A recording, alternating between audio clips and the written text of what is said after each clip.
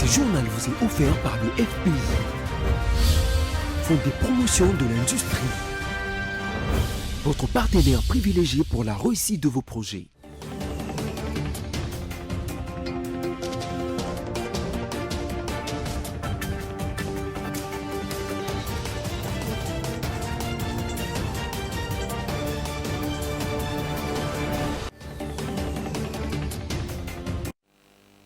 Bonsoir à toutes et à tous et bienvenue dans cette grande édition de journal dont voici les grands titres.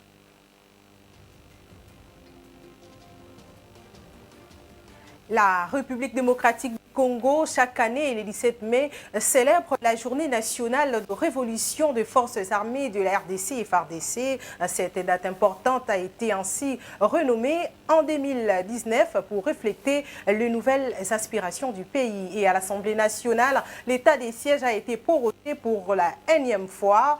C'était lors de la plénière dirigée par Christophe Mbosso, président de la Chambre basse du Parlement.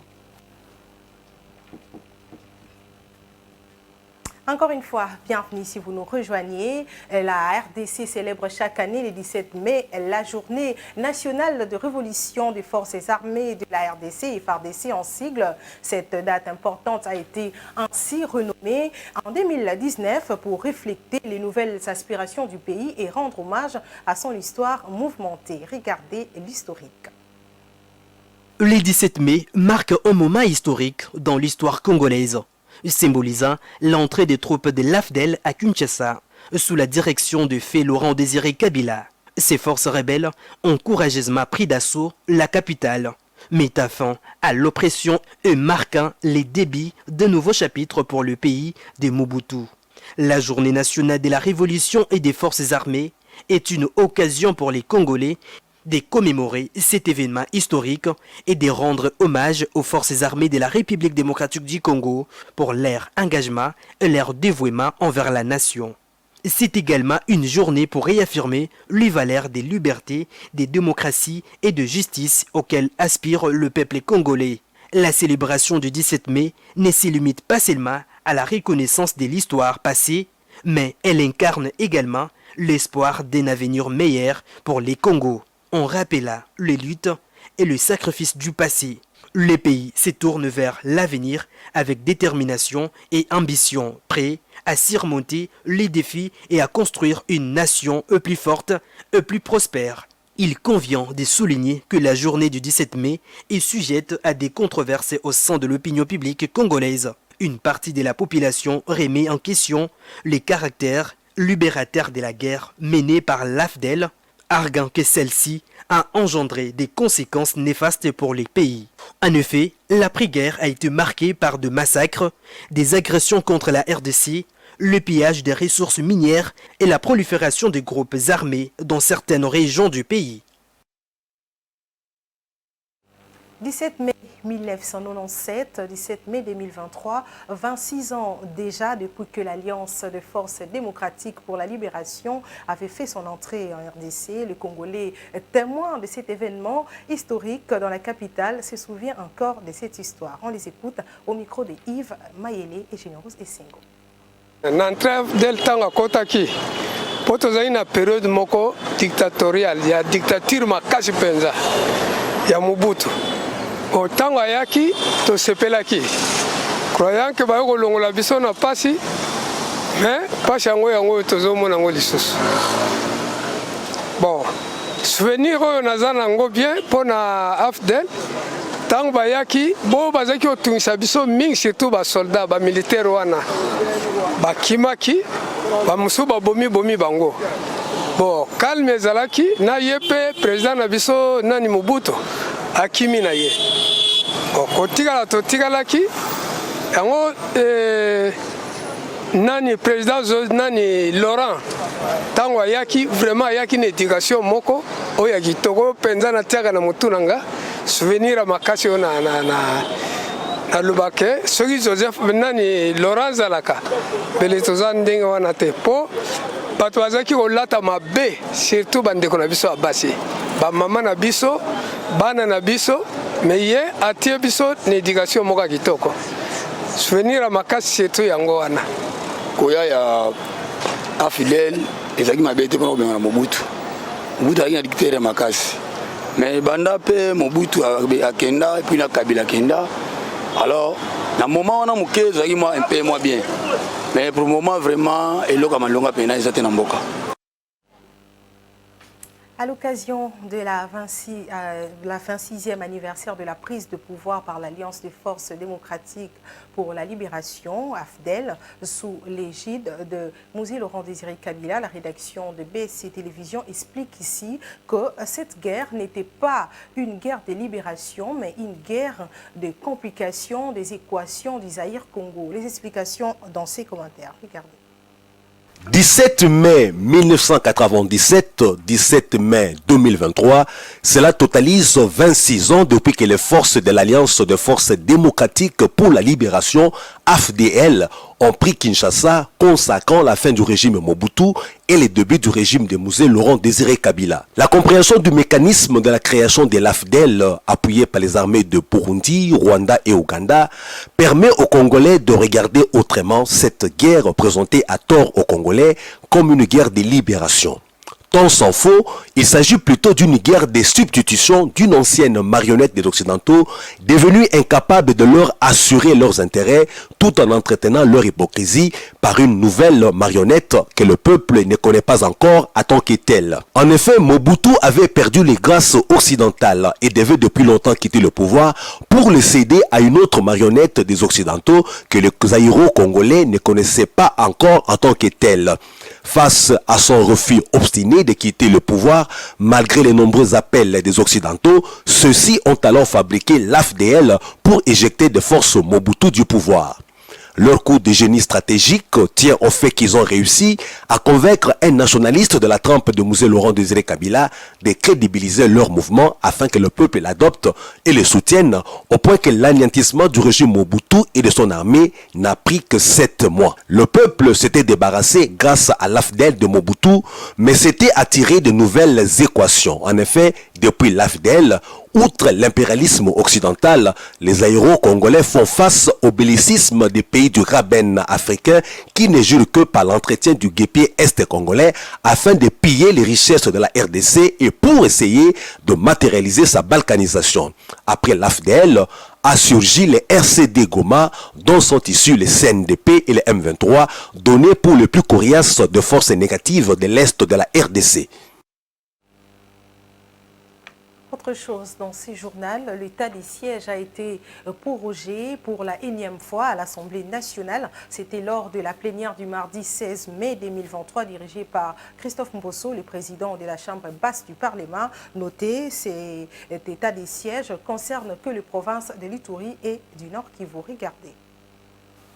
Les députés nationaux se sont retrouvés le 16 mai 2023 dans la salle de congrès du Palais du Peuple en plénière consacrée entre autres à l'examen et adoption du projet de loi portant autorisation de l'état de siège. Dans l'économie de son discours, la ministre d'État, ministre de la Justice et garde de Sceaux, a fait de ce projet de loi. Elle a déclaré qu'en dépit de tous les efforts entrepris par le gouvernement avec l'appui de toute la nation pour mettre fin à ces cycles infernaux de violence, l'activisme de groupes armés locaux et étrangers, en l'occurrence Codeco, ADF, MTM, Zaïre, la coalition M23, RDF et autres, est encore remarquable dans certaines contrées des provinces du Nord Kivu et de l'Ituri. Dès lors, une nouvelle prorogation de l'état de siège s'avère indispensable pour permettre aux forces armées de la RDC de poursuivre les opérations militaires de pacification. Par motion de procédure, le député André Tamboué s'est prononcé sur l'inopportunité du débat sur ce projet de loi étant donné que les préparatifs à la table ronde devant évaluer les avancées et ratés de cette mesure exceptionnelle d'application 2 ans sont suffisamment avancés. Motion qui a été adoptée et le projet de loi déclaré recevable, puis les 3 articles et les exposés des motifs de ce texte de loi ont été soumis au vote. Au finish, sur 252 députés ayant pris part au vote, 233 ont dit oui, 16 ont voté non, 3 se sont abstenus. Le projet de loi a été aussitôt envoyé au Sénat pour vote en seconde lecture. Sachez qu'après la prorogation de l'état des sièges dans les provinces de l'Ituri et du Nord Kivu, les députés nationaux élus du Nord Kivu ont quitté la salle de la plénière pour cause les non-respect du règlement de l'Assemblée nationale par le président Christophe Mbosso. Suivez. Aujourd'hui, les députés du Nord Kivu sont sortis de l'Assemblée. C'est parce que nous ne sommes pas d'accord avec ce que le président de l'Assemblée vient de faire. Aujourd'hui, il y a le projet de loi de la prorogation de l'état des sièges. Pour nous, c'est l'occasion de discuter sur l'état des sièges qui a montré ses limites. Mais nous nous étonnons aujourd'hui que le président puisse nous dire qu'il n'y a pas de débat, qu'il se soit convenu avec le président des groupes parlementaires qu'il n'y aura pas de débat. C'est en violation de notre règlement. On devrait effectuer un débat. Et vous savez que notre pays aujourd'hui est menacé par les Rwandais. L'état du territoire de Rutshuru actuellement, vous savez, là où nous sommes, avec cette agression, la question qui se passe actuellement à Ville de Butembo, où les militaires physiques tuent la population, vous le savez, et ils nous refusent de débattre. Qu'est-ce que nous sommes venus faire ici? Un député, c'est pour parler, c'est pour débattre l'Assemblée nationale. Le président n'a pas dit ça. C'est vous qui le dites. Il n'y a personne qui collabore. Nous condamnons toujours et nous nous battons contre cette agression rwandaise et des terroristes ADF. Qu'est-ce que nous... Moi, j'ai répondu. Au cours de la plénière du mardi 16 mai 2023, les élus nationaux ont examiné et adopté la proposition de loi déterminant les principaux fondamentaux de l'exercice de droit des grèves. L'initiateur de la loi, le député national Guy Mafuta, a fait savoir qu'il a fallu attendre 4 ans pour que cette initiative touche au social. On l'écoute. Il faut d'abord noter que le droit de grève est un droit garanti par la Constitution. Et la même Constitution voudrait que le législateur que nous sommes puissions prendre une loi qui en organise les modalités d'exercice.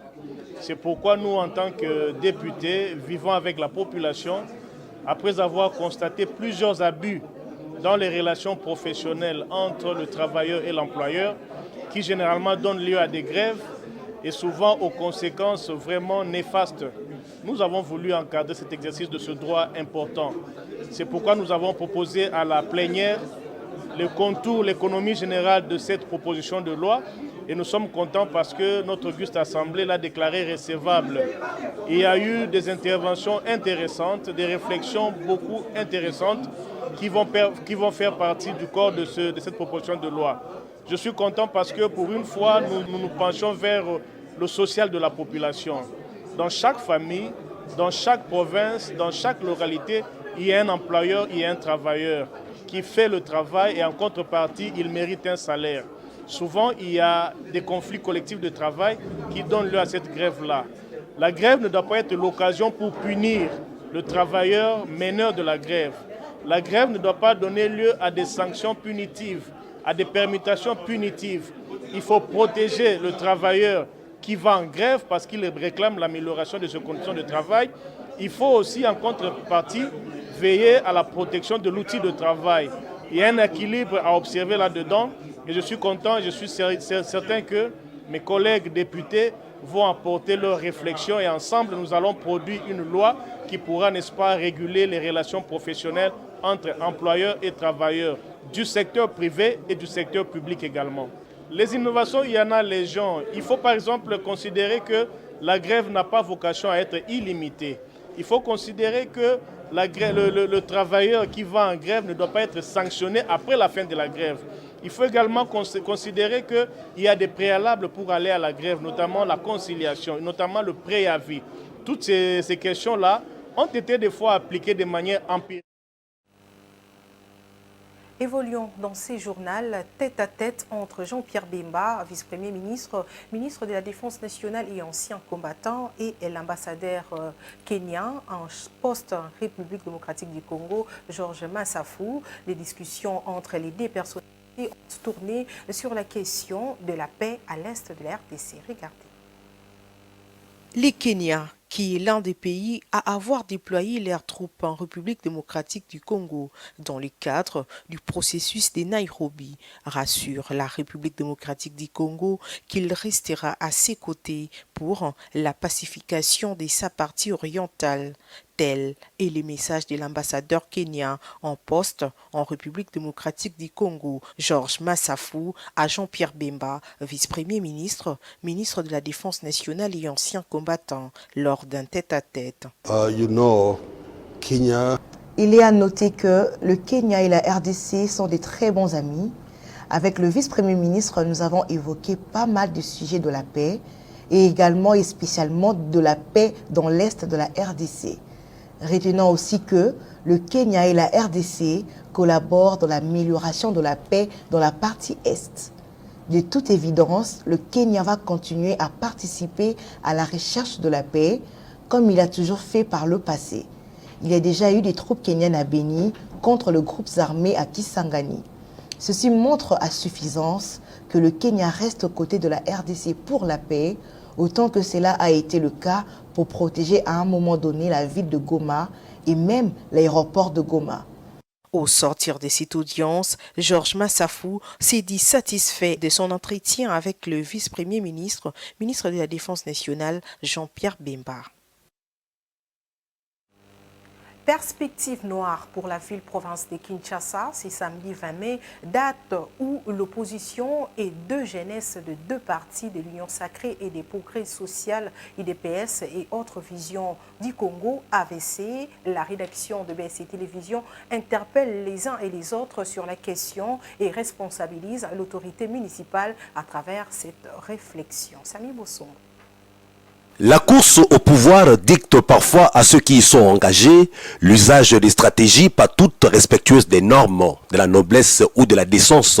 Des stratégies dites à la fin justifient les moyens. Face au déploiement des stratégies, les acteurs n'ont pas d'état d'âme et ne sont mus que par les dadas de réussir leurs objectifs à tout prix.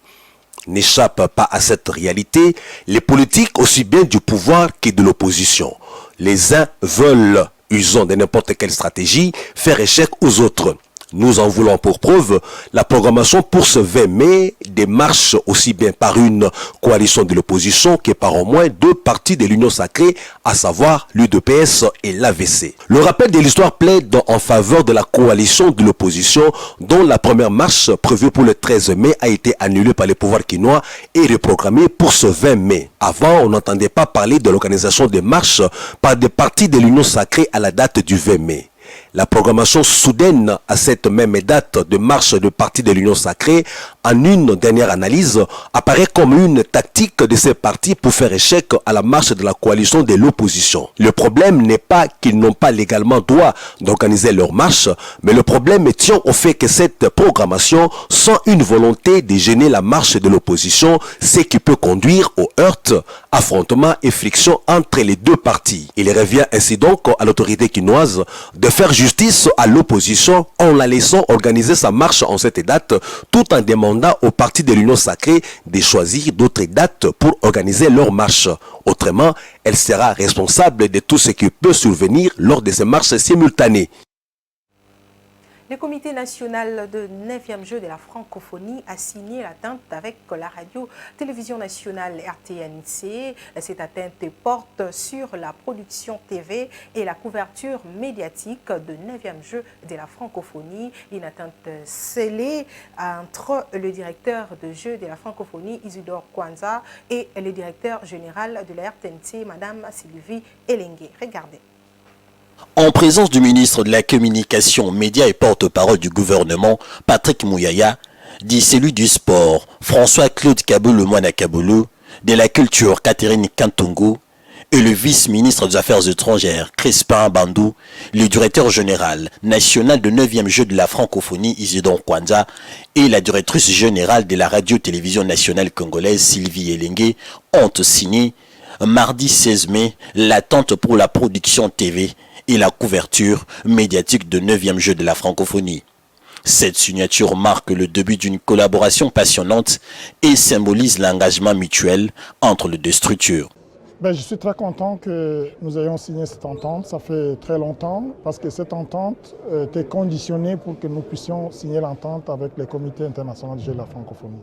Maintenant que nous venons de signer avec la RTNC comme diffuseur officiel au niveau national, nous serons en mesure de signer l'entente avec le CIGF afin que nous puissions faire la promotion des jeux de la francophonie tant sur le plan national que sur le plan international. Faisant d'une pierre deux coups, Usunor Kwanza rassure sur la tenue de la 9e édition de Jeux de la francophonie au niveau national, contrairement aux informations qui circulent sur la toile. Mais je peux vous assurer qu'au jour d'aujourd'hui, les Jeux vont avoir lieu. D'ailleurs, je vous informe, il y a une grosse délégation qui arrive les 20 du Canada, du Québec, du Nouveau-Brunswick. Les 9 et les 10, il y a des délégations de tous les pays membres de la francophonie qui viendront ici pour voir les infrastructures. Donc, vous ne pouvez pas aujourd'hui dire que les Jeux n'auront pas lieu quand tout le monde prend rendez-vous ici à Kinshasa. Retenons que le personnel de la RTNC sera formé par des experts internationaux pour un rendement de qualité. Celui qui va être compté parmi les nombreux avantages de ce jeu pour notre pays, à côté des infrastructures sportives et culturelles construites.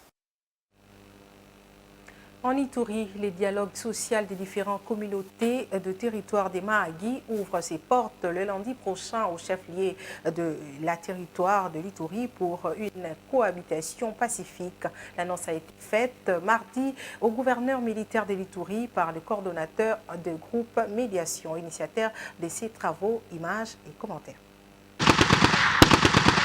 De gré ou de force, le territoire de Mahagi doit être pacifié pour le bien-être de sa population en vue de tourner la page des tensions communautaires caractérisées par des tueries, incendies de maisons et bien d'autres, s'inscrivant dans la vision de l'administration militaire de l'Ituri sous le leadership anticipatif du lieutenant-général Luboyanka Johnny pour une résolution des conflits et la cohabitation pacifique. Le groupe consultatif de médiation, coordination provinciale de l'Ituri organise à partir de ce lundi un dialogue social de 3 jours réunissant les communautés à Lourjouganda, Walendouati, Angalde et Panduru. Dr Angèle Ouvon Akumu a franchi ce mardi le portion du gouvernorat de l'Ituri pour solliciter l'accompagnement de l'autorité provinciale pour la réussite de ces assises. Nous avons été sur terrain pour consulter toutes ces communautés et à l'issue de ces consultations, ces communautés nous ont demandé à ce que nous puissions leur faciliter le dialogue social avec toutes ces autres communautés, raison pour laquelle nous sommes venus voir l'autorité pour son accompagnement dans ces processus de dialogue. Comme vous le savez, le territoire des Mahagi, c'est un territoire prospère. Si nous arrivons à consolider la paix dans ce territoire ira de l'avant.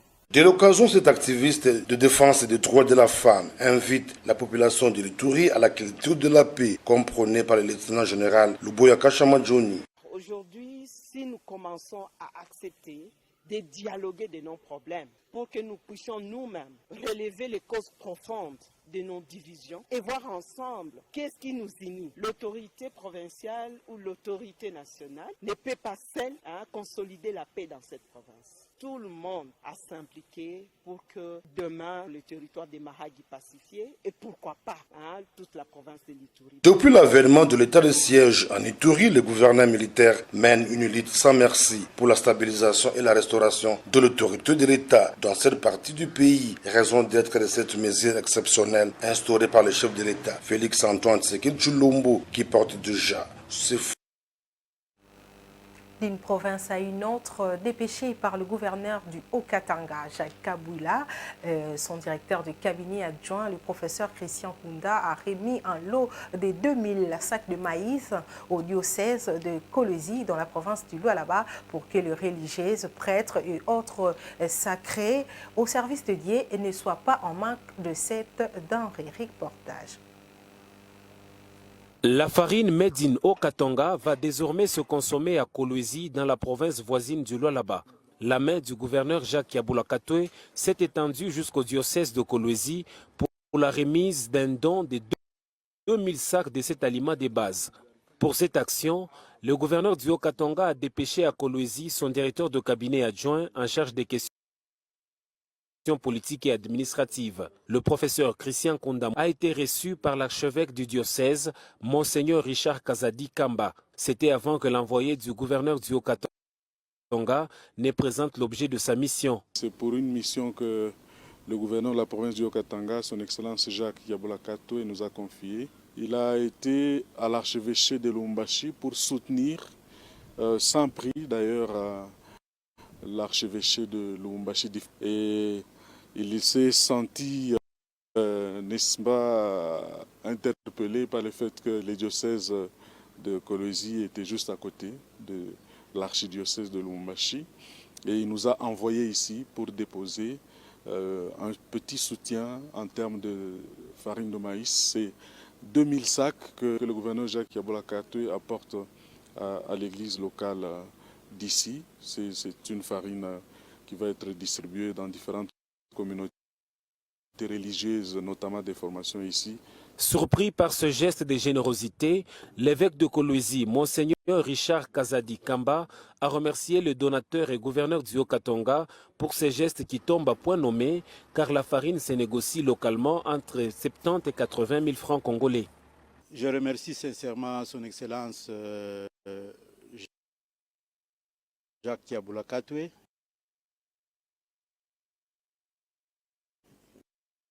gouverneur de la province du Haut-Katanga. Je le remercie sincèrement au nom de tous les potentiels bénéficiaires de ce don. Et donner de la farine à cette période où il y a une crise, quant à ce, je pense que c'est manifester un grand geste de générosité. Il faut noter que le gouverneur Jacques Yaboula Katoué a commencé son action par les étudiants avant de poursuivre tour à tour avec les personnes vulnérables, l'archevêché de Lubumbashi, pour chuter ce jour par Kolwezi, capitale de la province du Lualaba. Restons en province. Le vice-gouverneur militaire de la province du Nord Kivu, les commissaires divisionnaires Ekuka Lipopo est dans la province du Lualaba, précisément dans la ville de Kolwezi, pour partager avec le participant au forum de fierté nationale l'expérience qu'il a vécue en sa qualité de vice-gouverneur de la province du Nord Kivu. Regardez.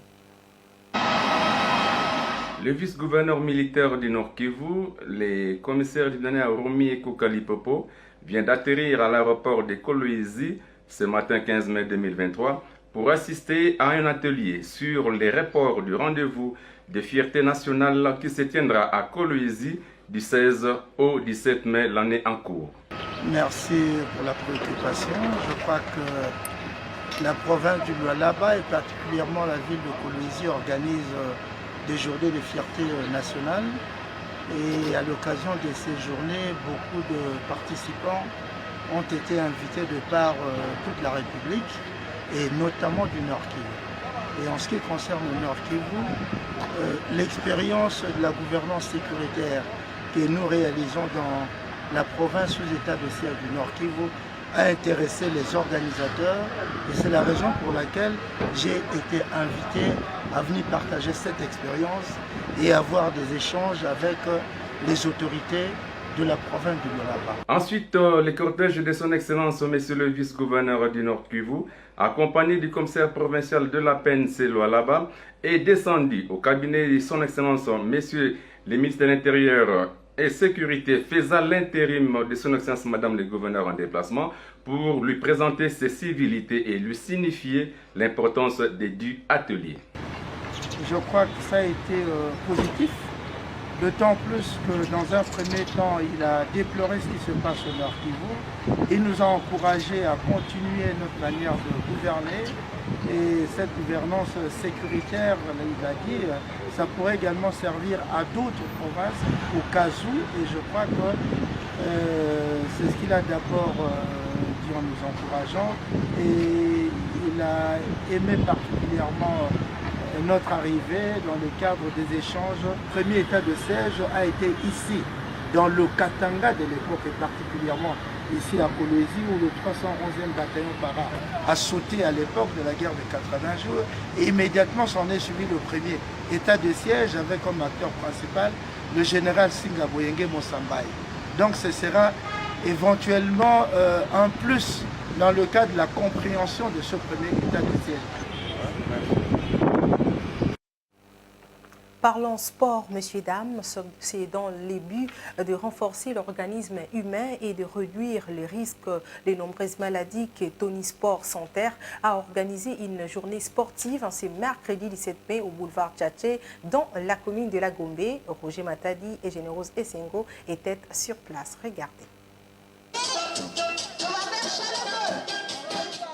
Nous sommes au boulevard Tchatchi dans la commune de la Gombe, où les jeunes sportifs du centre Tony Sport ont passé leur activité prévue pour ce 17 mai.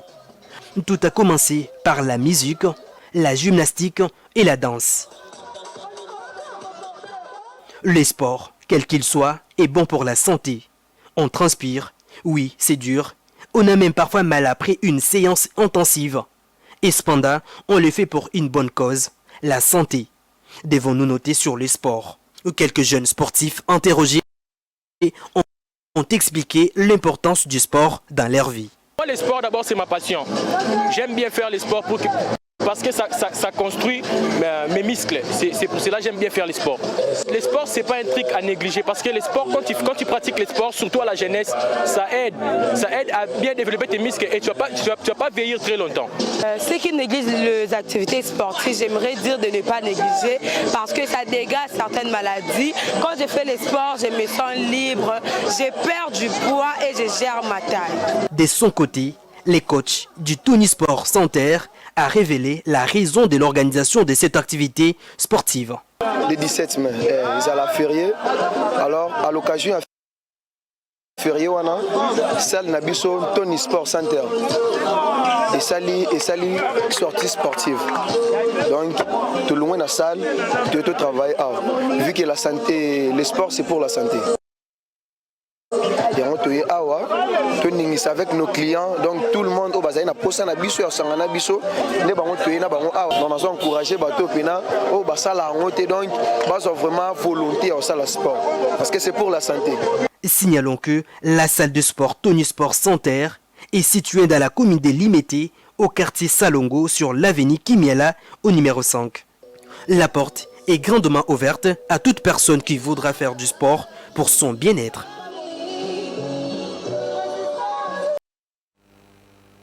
Ce journal est terminé. Je vous en rappelle tout de suite le principal titre.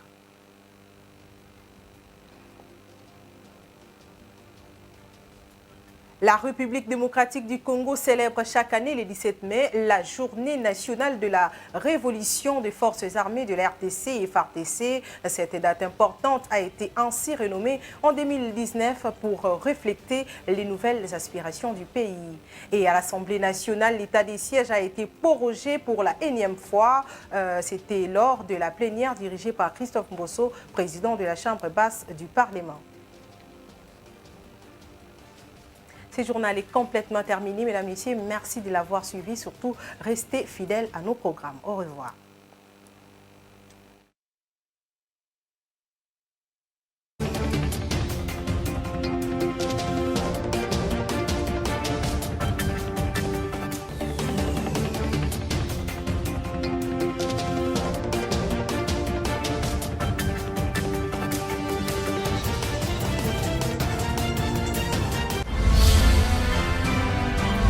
Ce journal vous a été offert par le FPI, Fonds de promotion de l'industrie, votre partenaire privilégié pour la réussite de vos projets.